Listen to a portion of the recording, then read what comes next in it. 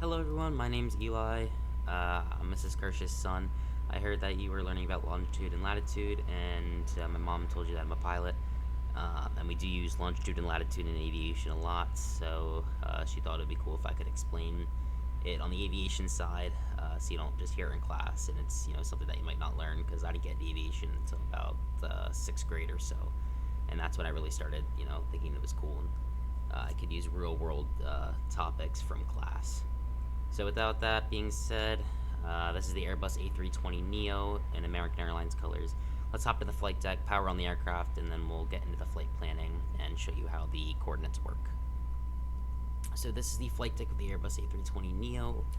Let's go ahead, power it on, and we can go ahead and start the flight planning process. So the flight planning process in this plane is pretty self-explanatory. You can do different things in here. It's a lot easier than the Boeings in my opinion, but that's kind of besides the point. So let's go ahead and turn all these lights on because it's very dark in here and it's kind of hard to see all the screens that I'll be able to show you with all of the coordinates that are going to be mapped out to show you where the flight plan is and where the coordinates are on the map. So give me a few seconds here to flip all of these panel lights on, and then I'll show you how to put the flight plan into the what's called the MCDU, which is the flight planning computer in the Airbus A320 series. So you can put these brightnesses up, and we have one more. Alright, so first things first, we're going to go to the init page. We're going to put in, this flight plan is from Philadelphia International to Los Angeles International. So an ICAO code is a 4-letter digit code. In the United States, it starts with a K, and then you have the airport code. In Europe, for example, London starts with an E, and usually in the United States it's a K, except for Hawaii, which is a P. We'll hit return. We'll just put our flight number in here, American 1673. For passengers, it's AA. For pilots, it's AAL. And we'll put our costs. So for reference, this is what I'm looking at. This is our flight plan. That's our flight number. That's where we're flying to and from. It's also here and here. I'm about to put in the cost index number, and our cruising altitude is down here, right here. So once we get to the flight planning process, these are the coordinates that I'm referring to for the longitude and latitude.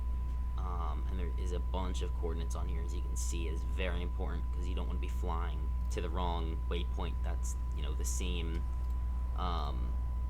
name or the same lettering, but it's looks the same, but then it's taking you to the actual wrong place, and it's not correct. So that's why it's important. So coming back over to here, I just plugged the cost index on the cruising altitude in here. So now we can go to the flight planning page, and we're going to plug all of these waypoints into here, and we're going to see what happens to our coordinates. So let's come back over here. We're going to put in Mike X-ray Echo, Papa Echo November Sierra Yankee, and I'm using the phonetic alphabet because that is what we use in aviation. So the next one's in airways. So we're going to click here and go to airways, and it's going to be the J110. For airways, we don't say Juliet or Quebec or whatever it is. We just say the letter. It'll populate, and we're going to the Alpha India Romeo VOR. And then after that is another airway, J80. And it's going to be the Mike Charlie India VOR. And then another airway, J24, to Sierra Lima November VOR. And then another airway. It's a lot of airways in this flight plan, which is can be confusing for some people. J102 and the Alpha Lima See, so this is where the coordinates come into play. So this is actually what I was trying to get in this flight plan to show you. So if I pop over to our flight plan, you can see it is right here. This is what I'm talking about, Alpha Lima Sierra, and you can also see it in the MCD right here. So there's 3 different options right here. So that means there's 3 existing Alpha Lima Sierra VOR. That stands for a city usually. So like our first departure waypoint is Mike X-Ray Echo. That stands for Medina VOR. A VOR is a type of frequency, but we won't get into that. But so you see how it's Alpha Lima Sierra, and there's 3 of them that are like that. That means they're different waypoints. So they're not the same waypoint, but they're named the same lettering, because there's only so many variations, of letters that you can have. So if we come over to here, and we scroll down to Alpha Lima Sierra, which is going to be closer down here somewhere. You can actually go Control F and go ALS, and it's right here. So right here, so it's the Alamosa VOR. So you can see it says ALS. The coordinates are north 3720.9, and so on and so forth, and then west 10548.9, and the frequency for the VOR is 113.9. So that's what we tune into our nav frequency, so we can see it.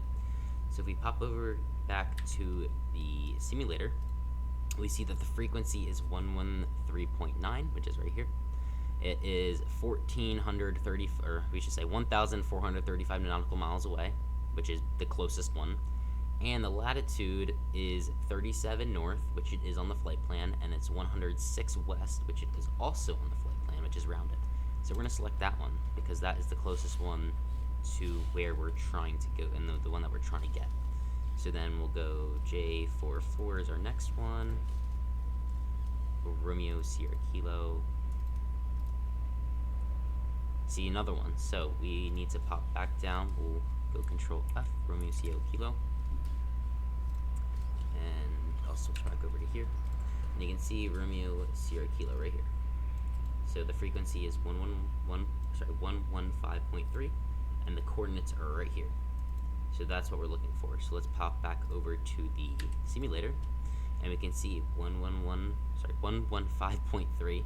It is the closest one, and the coordinates are 37 and 108. So that's the one that we want. So we'll click that button, and we can I don't know if it'll let us go, so we'll hit insert, and then we can scroll down, and we can keep adding the waypoints in the flight plan. This is an extremely long route because it's going from Philly to Los Angeles. So we'll click on you, we'll go Airways, we'll go J64, and Tango Bravo Charlie VOR. Here's another one, so I'll just do this quickly because I know it's the top one here, so I'll just select that.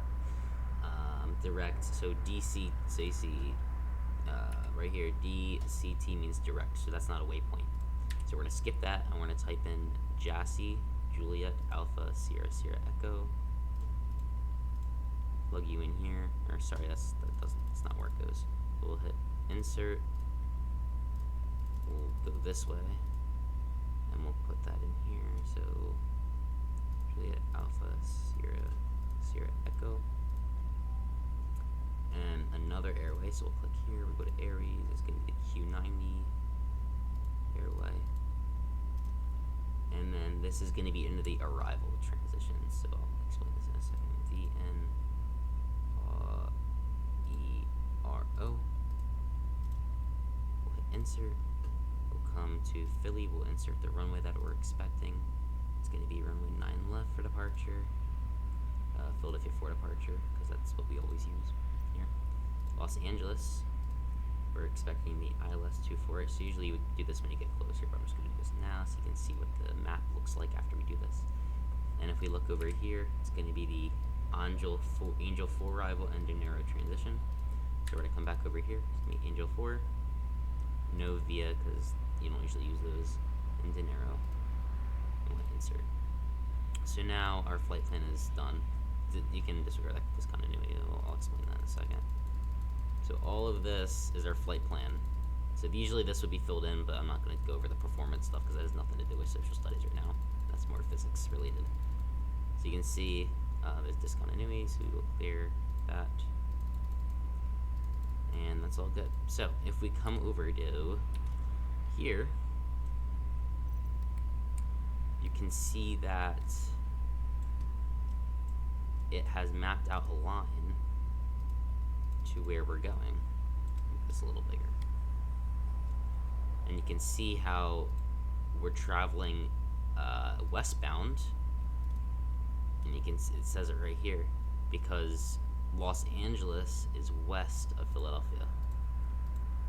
So you can keep clicking this and make the range a little bigger, and it'll take you all the way through your flight, all the way to your destination, and that starts the arrival right there. And if you wanted to get even more fancy, we could come over to here again, and we can come here, and this is our flight plan as well. This is what it looks like from the sky. There's all these little waypoints, and if you zoom in, you can see this little crosshair right here. You can come into this waypoint, and you can select it almost, put it right over top of it, and you can see the coordinates. It says right up here. It says north 40 degrees, and then it has all these decimals, and west 80, so it's about there. So you can see how as you go this way, the west gets bigger, and as you go this way, the west gets smaller, and then north, it gets bigger. You can always look it up here to reference. And as you go down here, it gets smaller because you're going south. So always remember the never eat soggy waffles. So north, east, south, west, and then there's a compass for that, as you can see right here. So it's always, this is north, 360 degrees, east is 90, south is 180, and west is 270. So we use that a lot in aviation. And then if you wanted to see the waypoints that I was talking about, we can go over here to the departure. And this is the Medina VOR I was talking about. So if you look here, you can see Mike X-ray Echo, the frequency there. And then we can come over to here, and we can come down to it, and you can see the coordinates right here. So that's a little bit about the coordinates and how it relates to aviation. So you remember that you're going to the spot that you need to go to, and you're not, going somewhere completely off, so you can, track your way down the list and see that it's perfectly where you're supposed to be going. So that's a little taste of aviation and how coordinates and latitude and longitude play a factor in here. If you have any questions for me personally, you can ask my mom, and she'll relay the question to me, and I'll help explain the your question, and hopefully I'll be able to answer the question. But for now, that's all I have for you. I'd help you with your longitude and latitude lessons. Thank you for listening. Thank you for your time. Enjoy the rest of your class today.